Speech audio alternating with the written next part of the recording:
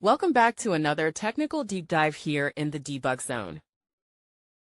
Today, we're tackling a big question and breaking it down with insights from other users. Hopefully, this clears up some misconceptions and helps you get the answer you need.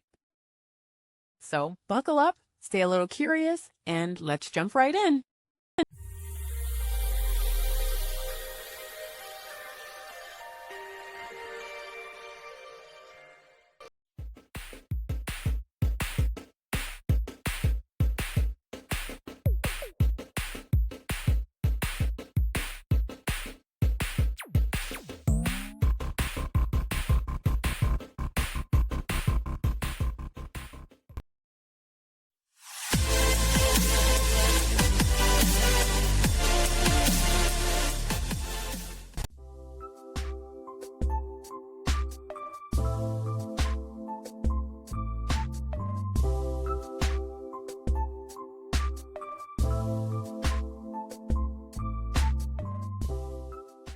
And that's a wrap.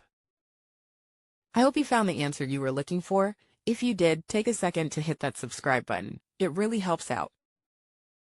And let me know in the comments which solution worked best for you. See you next time in the Debug Zone.